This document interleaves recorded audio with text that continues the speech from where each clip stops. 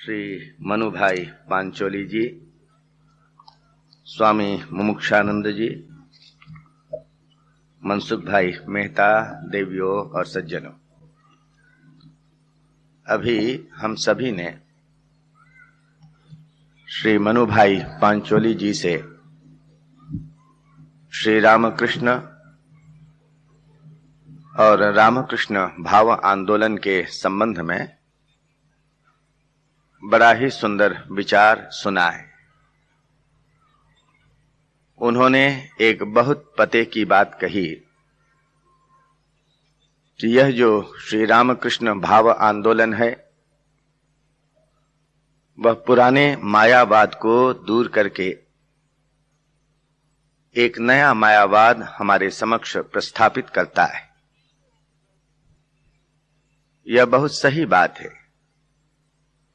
दुनिया को मिथ्या माया समझ करके दुनिया से भागने वाले लोगों को श्री रामकृष्ण का यह संदेश है कि यदि ईश्वर के पास जाने का कोई रास्ता है तो वह संसार से ही होकर जाता है, उसके लिए अलग कोई पथ है ही नहीं। भिन्न भिन्न उदाहरणों के माध्यम से उन्होंने बड़ा सजीव वर्णन किया हमारे सामने। यद्यपि मैं कई बातों को समझ नहीं पाया क्योंकि गुजराती की समझ मेरी बहुत कम है, परंतु फिर भी जो उदाहरण उन्होंने प्रस्तुत किए वे बड़े ही सटीक उदाहरण हैं और उन उदाहरणों के माध्यम से उन्होंने अपने वक्तव्य को अत्यंत रोचक और प्रेरणादायी बनाया है।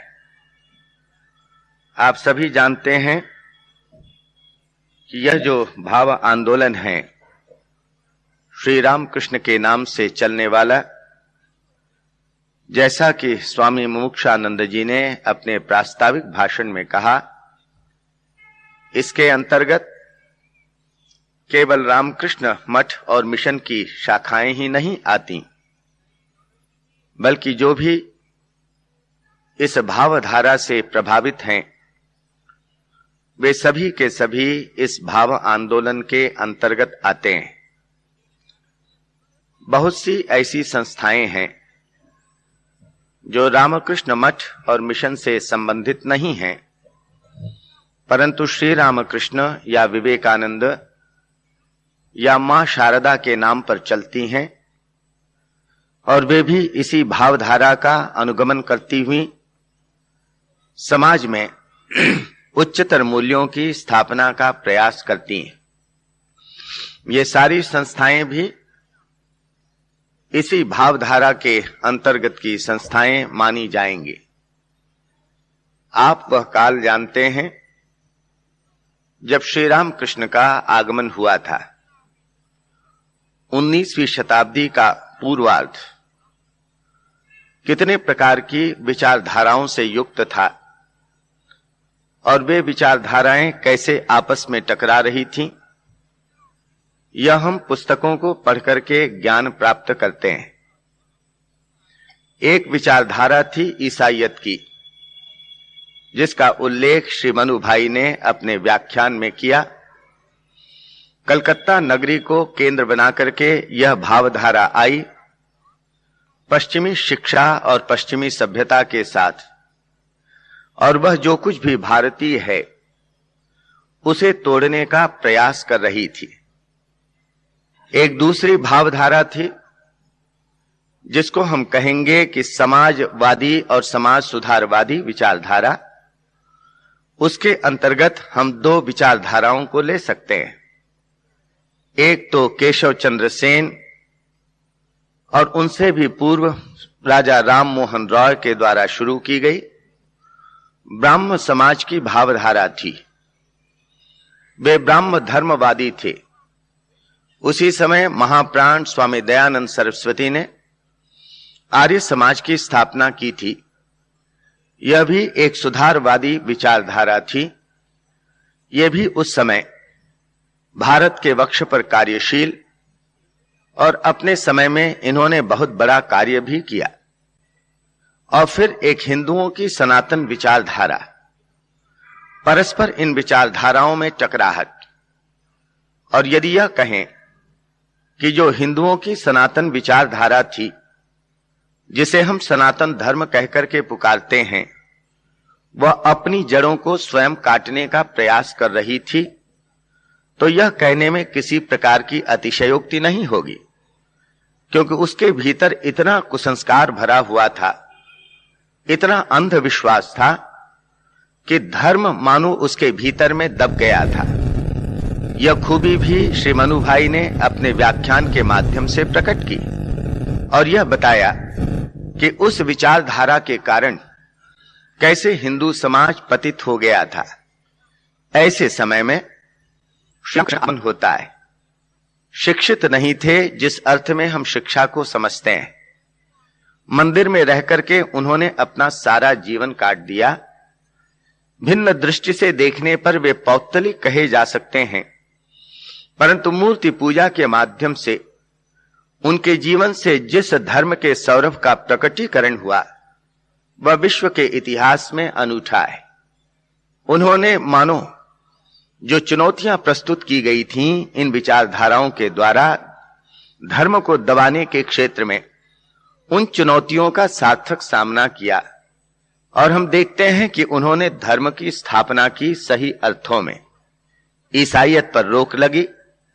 वैसे तो राजा राम मोहन रॉय ने जो ब्राह्म धर्म शुरू किया था, उसके पीछे यही भाव था कि हमारे नवयुवक ईसाईयत की ओर भागते जा रहे हैं अपने धर्म को छोड़ करके। उन्हें बहुत चिंता लगी कि इनको रोका कैसे जाए।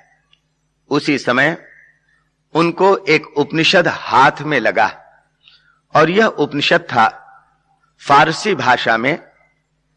राजा राम मोहन रॉय को संस्कृत भाषा नहीं आती थी, वे अंग्रेजी और फारसी भाषा के विद्वान थे। आप जानते होंगे औरंगजेब के बड़े भाई थे दारा शिकोह। दारा शिकोह उपनिषदों से बहुत प्रभावित थे। उन्होंने उपनिषदों का फारसी भाषा में अनुवाद किया था और यह अनुवाद हाथ में लगता है राजा राम मोहन रॉय के। उपनिषद को पढ़ते हैं फारसी भाषा में, बड़े प्रभावित होते हैं और उन्होंने अंग्रेजी में फारसी भाषा से अनुवाद किया और यह कहा, यहां के युवकों को, तुम ईसाईयत की ओर क्यों भाग रहे हो? तुम्हारे अपने पास ही इतना अद्भुत अध्यात्म का धन है, तुम किस लिए जा रहे हो उस ओर? और वे सही अर्थों में बहुत बड़े पैमाने पर ईसाईयत की बाढ़ को रोकने में समर्थ हुए थे, पर उन्होंने हिंदू धर्म के उस अंग को तिरस्कृत कर दिया जिसको हम मूर्ति पूजा का अंग कहते हैं। क्योंकि देखा था राजा राम मोहन रॉय ने, अंग्रेज ईसाई हमें पौत्तलिक कहते हैं, उपनिषदों में मूर्ति पूजा उन्हें दिखाई नहीं दी और इसीलिए जो ब्राह्म धर्म उन्होंने बनाया उसमें उन्होंने मूर्ति पूजा को कोई स्थान नहीं दिया। जो भी हो, उन्होंने जो कार्य किया उस कार्य की जितनी भी प्रशंसा की जाए वह थोड़ी ही है। श्री राम कृष्ण आते हैं और श्री राम कृष्ण का जीवन धर्मों की एक विराट प्रयोगशाला बन जाता है। और जैसा अभी आपने सुना, उन्होंने भारत के सभी मतों का ही नहीं बल्कि भारत के बाहर ईसाईयत और इस्लाम धर्म जो प्रचलित हैं उनकी भी साधना अपने जीवन में की और अपनी अनुभूतियों के माध्यम से यह दिखाया कि सभी ये पथ उसी ईश्वर को प्राप्त करने के रास्ते हैं और इसीलिए सभी मत ही सही हैं। श्री मनु भाई ने टेकड़ी का उदाहरण दिया जहां पर बहुत से रास्ते जाते हैं और ये सारे रास्ते उसी टेकड़ी की चोटी में पहुंचा देते हैं। श्री राम कृष्ण यही कहा करते थे, यह जितने भी मत और संप्रदाय हैं ये सारे के सारे उसी एक चोटी पर पहुंचाने के रास्ते हैं। ऐसा उनका अभूतपूर्व जीवन। और केशव चंद्र सेन जो आते हैं विरासत में ब्राह्म धर्म को प्राप्त करने वाले, राजा राम मोहन रॉय के बाद यह जो नेतृत्व आ पड़ता है उनके कंधों पर, देवेंद्र नाथ ठाकुर के कंधों पर आप पढ़ते हैं कि केशव चंद्र सेन श्री रामकृष्ण से कैसे प्रभावित हैं। तो तात्पर्य मैं यह कह रहा था कि भारत की वसुंधरा में उस समय कितने प्रकार की विचारधाराएं आपस में टकरा रही थीं। श्री रामकृष्ण आते हैं, उस टकराहट में शांति और जिसे कहेंगे सामंजस्य स्थापित करने के लिए अपने जीवन की अनुभूतियों के माध्यम से, और उन्होंने कोई मत नहीं बनाया, कोई पंथ नहीं बनाया। जैसे यदि हम पंथ बनाते हैं सुधार लाने के लिए, तो उसके माध्यम से हम पूरा सुधार तो कर नहीं पाते हैं, क्योंकि होता यह है कि जो सुधारवादी पंथ है वह अपने को अलग कर लेता है बृहत्तर समाज से, फिर दोनों में झगड़े होते हैं। यही झगड़ा हुआ, आर्य समाजियों ने अपने को अलग कर लिया। महाप्राण दयानंद सरस्वती आए, उन्होंने समाज के क्षेत्र में कुछ सुधार किए, धर्म के क्षेत्र में एक नई दृष्टि दी। परंतु हुआ यह कि जो बृहत्तर हिंदू समाज है उसका उसके साथ विरोध होने लगा, तो जो सुधारवादी आंदोलन होते हैं वे अलग एक संप्रदाय बना लेते हैं। संप्रदाय बनने से ही कटुता आती है, आपस में फिर गालियों की बौछार होती है। तो ठीक इसी प्रकार की बौछार हम देखते हैं आर्य समाज और हिंदू धर्म के बीच, ब्राह्म समाज और हिंदू धर्म के बीच जो एक साहित्य की सृष्टि होती है, वह किसी के लिए भी एक निंदनीय साहित्य कहा जा सकता है। तो जो हो, ऐसे समय में श्री रामकृष्ण का आविर्भाव होता है, और फिर जो अनुभूतियां उन्होंने प्राप्त की, वे उन अनुभूतियों को केवल अपने तक सुरक्षित रखना नहीं चाहते, बल्कि वे चाहते हैं कि ये अनुभूतियां जाएं, सब जगह जाएं, भारत तक ही वे सीमित न हो, भारत के बाहर भी वे चले जाएं। ये सब अनुभूतियां, यह उनकी स्वयं की अनुभूतियां थीं। उन्होंने श्री मां शारदा से कहा था, देखो मेरा मन अचानक चला गया और देखा कि वहां पर सब गौर वर्ण के लोग हैं जो मेरी बात सुनने के लिए आकुल हैं। यह उन्होंने दर्शन में देखा था, और उनकी बातें किस प्रकार से सही होती हैं यह तो घटनाक्रम हमें बता देता है, हम उसमें जाना नहीं चाहते। हम यह कह रहे हैं कि श्री रामकृष्ण आते हैं, मानो समूची अनुभूतियों को आत्मसात करते हैं, कोई मत और संप्रदाय नहीं बनाते हैं। जो समूची भारतीय जनता की आकांक्षा है, इच्छा है, उसके साथ अपने को एक रूप करते हैं। उन्होंने किसी का खंडन नहीं किया, यहां तक कि जिसको हम वामाचार संप्रदाय कहते हैं, कर्ता भजा, उस वामाचारी संप्रदाय का भी उन्होंने खंडन नहीं किया। इतने वे उदार। आप वह घटना जानते होंगे, नरेंद्रनाथ जो बाद में विवेकानंद के नाम से प्रसिद्ध हुए, बैठे थे वहीं पर बहुत से भक्तों के साथ। कर्ता भजा संप्रदाय की बात चली, जो वामाचारी संप्रदाय था। तो जब वे लोग चले गए, तो नरेंद्रनाथ ने इस कर्ता भजा संप्रदाय पर आक्षेप करना शुरू किया, कटुक्ति करनी शुरू की। श्री रामकृष्ण विरक्त होकर के कहते हैं, चुप रह, यह सब क्यों कहता है? देख, किसी की निंदा करने से वे देख निंदित गुण ही हमारे भीतर में फिर आने लगते हैं। उन बातों की हमारे भीतर में चर्चा होने से उनका संस्कार पड़ता है। फिर देख, वह भी एक रास्ता है। एक महल में जाने के कितने रास्ते होते हैं। सदर दरवाजा होता है जिससे पुरुष वर्ग जाता है, एक बाजू का दरवाजा होता है जिससे महिलाएं जाती हैं, और एक पीछे का छोटा जिससे मेहतर जाता है, भंगी उस घर के भीतर जाता है।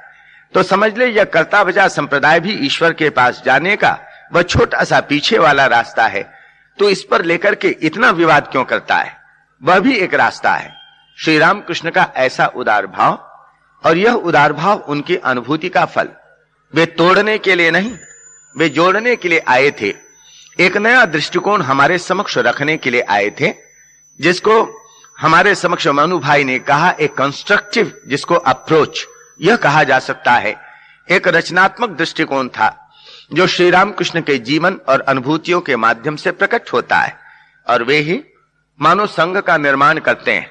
कल और परसों की चर्चाओं में आपने मुझसे स्वामी श्रीधरानंद जी से सुना इन सब बातों के संबंध में कि कैसे वे नरेंद्रनाथ को प्रस्तुत करते हैं, मां शारदा को वे प्रस्तुत करते हैं।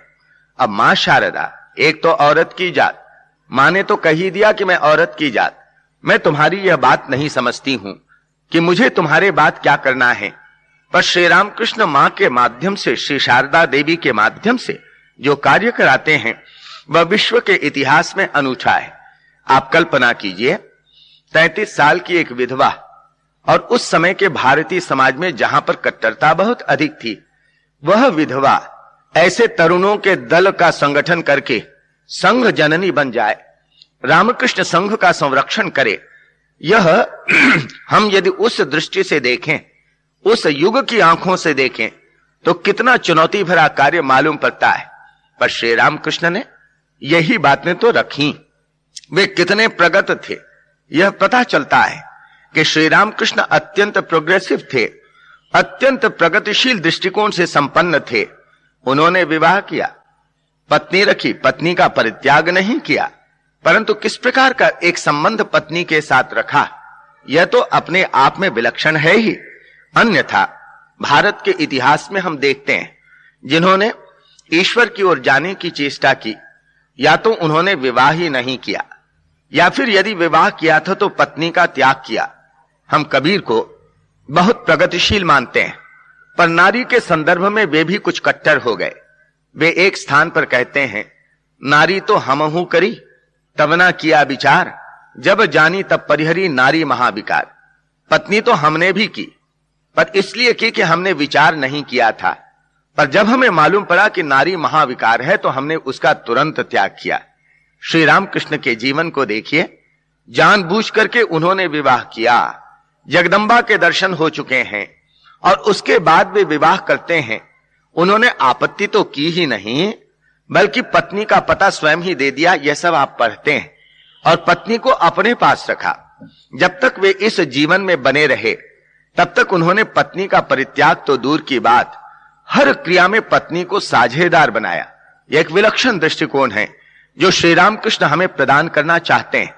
तो जो श्री रामकृष्ण भाव आंदोलन है, जो नरेंद्र के माध्यम से परिवर्धित होता है, मानो भाष्यायित होता है, वह बड़ा ही विलक्षण है। श्री रामकृष्ण ने सूत्र प्रदान किए, उन सूत्रों का भाष्य करते हैं विवेकानंद, उन सूत्रों को संगठित करके हमारे समक्ष रखते हैं विवेकानंद, और मां शारदा पोषण करने वाली वह तत्व है जो हमारे समक्ष आती हैं, जो संघ का पोषण करती हैं, संघ को जीवन प्रदान करती हैं। और जहां पर स्वामी विवेकानंद भी भ्रम में पड़ जाते हैं, वहां पर आशीर्वाद देकर के दिशा प्रदान करती हैं। ऐसी मां शारदा हैं। तो आप जानते हैं यह किस प्रकार से संघ निकला, सन्यासी संघ बना, पर इस संघ ने गृहस्थों को भी अपने कार्य के अंतर्गत लिया। जैसा कि मुमुक्षानंद जी ने प्रारंभिक भाषण में कहा, 12 लोगों को वे गेरुआ कपड़ा प्रदान करते हैं श्री रामकृष्ण। जब वे अपने शरीर में हैं, जीवित हैं, 12 लोगों को गेरुआ कपड़ा दिया। आप जानते हैं, मानो वह एक प्रतीक, संघ की शुरुआत होती है। रामकृष्ण भाव आंदोलन मानो शुरू होता है। और जब स्वामी विवेकानंद अमेरिका में हैं, शिकागो में हैं, एक दिन उन्होंने मिसेज हेल से कहा। आप जानते हैं मिसेज हेल को वे अत्यंत श्रद्धा की दृष्टि से देखते थे, मदर चर्च कहते थे, और मिस्टर हेल को वे फादर पोप कहते थे। और उनकी जो लड़कियां थी उनको वे बहन के रूप में स्वीकार करते थे और मानते थे। एक दिन आकर के स्वामी जी ने कहा मिसेज हेल से कि mother, today I had the greatest temptation of my life. छेड़ते हुए मिसेज हेल ने कहा, who is that fortunate one Swami. ऐसा लगा मदर चर्च को या मिसेज हेल को कि स्वामी जी ने जो कहा, आज जीवन का सबसे बड़ा प्रलोभन मेरे समक्ष आया है। तो मिसेज हेल को लगा कि शायद किसी लड़की ने प्रपोज किया हो, या स्वामी जी प्रलुब्ध हो गए हों। तो वहां पर स्वामी जी के समक्ष प्रपोज करने वाली कितनी युवतियां थीं, अत्यंत रूपसी। तब स्वामी जी ने हंसते हुए कहा कि it is no lady, it is no woman, it is an organisation. वह एक संघ है जिसने मुझे अत्यंत प्रलोभित किया है। मानो जिस दिन स्वामी जी ने कहा, हम यह समझते हैं कि यह जो रामकृष्ण भाव आंदोलन है, उस दिन मानो जन्म लेता है। श्री रामकृष्ण ने जिस दिन कपड़े दिए, वह 12 गिरवे कपड़े प्रदान किए, मानो उस दिन भ्रूण स्थापित हो गया। और जिस दिन स्वामी विवेकानंद मिसेज हेल से कहते हैं, आई had the greatest temptation of my life today, उस दिन मानो उस संघ का जन्म हो जाता है। और तब से वे संघ को किस प्रकार से बढ़ा सकते हैं, और संघ के माध्यम से श्री रामकृष्ण की यह जो अमृतमयी वाणी है, जो सबके भीतर उसी एकत्व के दर्शन के लिए सब प्रकार के भेदभाव को दूर करते हुए यह जो उनकी वाणी चलेगी, उस वाणी के प्रचार और प्रसार के लिए यह भाव आंदोलन एक बहुत मजबूत पक्ष प्रदान करेगा। तो स्वामी विवेकानंद उसी दिन से सोचते हैं, ऐसा आप कह लीजिए, और आते हैं भारत। और आप जानते हैं एक प्रकार से रूप प्रदान किया, और वह रूप कैसा था? हम यूं कह सकते हैं अत्यंत संक्षेप में 5 मिनट में इस रूप को व्यक्त करके आपके समक्ष मैं अपना विचार बंद करूं। वह यह है, हम कहेंगे कि यह रामकृष्ण भाव आंदोलन का पंचशील जो स्वामी विवेकानंद हमारे समक्ष रखते हैं, इसमें सभी आते हैं, सन्यासी आते हैं, गृहस्थ आते हैं, सन्यासियों के समक्ष एक नया आदर्श रखते हैं। तो पंचशील का जो पहला शील है, हम यह कहेंगे, वह कहता है कि धर्म को ठीक तरह से समझो। जो धर्म व्याख्यायित है हमारे शास्त्रों में, महाभारत में जो व्याख्या की गई है धर्म की भीष्म पितामह के द्वारा, वह बड़ी ही अद्भुत व्याख्या है। मैंने धर्म के संबंध में बहुत सी व्याख्याएं पढ़ी और सुनी हैं, पर जैसी व्यापक व्याख्या भीष्म पितामह धर्म की करते हैं, ऐसी व्यापक व्याख्या मुझे कहीं सुनने को नहीं मिली। जब पूछा था युधिष्ठिर ने कि धर्म किसे कहते हैं पितामह, तो उन्होंने कहा था धारणा धर्म, जो जहां पर यह कहा धारणा धर्म इत्याहु धर्मो धारेते पजा यस्या धारण संयुक्त सधर्म इति निश्चय। वहां पर 3 श्लोक हैं धर्म के संबंध में, और वे सचमुच धर्म की ठीक ठीक और सही व्याख्या हमारे समक्ष करते हैं। तो स्वामी जी का कहना था कि पहला जो शील, हम धर्म को ठीक ढंग से समझें कि मत और संप्रदाय ये तो रहेंगे ही, पर मत और संप्रदाय रहें इसलिए सांप्रदायिकता क्यों हो? Let there be as many sects as there are individuals, but why should there be sectarianism on that score? यह वे बार बार कहा करते थे कि इतने मतवाद हो जाएं, इतने संप्रदाय हो जाएं जितने की व्यक्ति हैं, परंतु इस कारण सांप्रदायिकता क्यों हो या मतांधता क्यों हो? यह स्वामी जी कहते थे मतांधता इसलिए होती है कि हमने धर्म के तत्व को ठीक ढंग से समझा नहीं है, इसीलिए हम मतांध होते हैं। मतांध व्यक्ति कौन होता है? जो सोचता है कि इस टेकड़ी पर जाने का जो रास्ता है केवल मेरे गांव से होकर के जाता है, वह भूल जाता है कि दूसरे गांव से भी उस टेकड़ी की चोटी पर जाया जा सकता है। वह व्यक्ति मतांध होता है। तो स्वामी जी यही कहा करते थे। तो जो पहला शील है पंचशील का, मतांध मत बनो।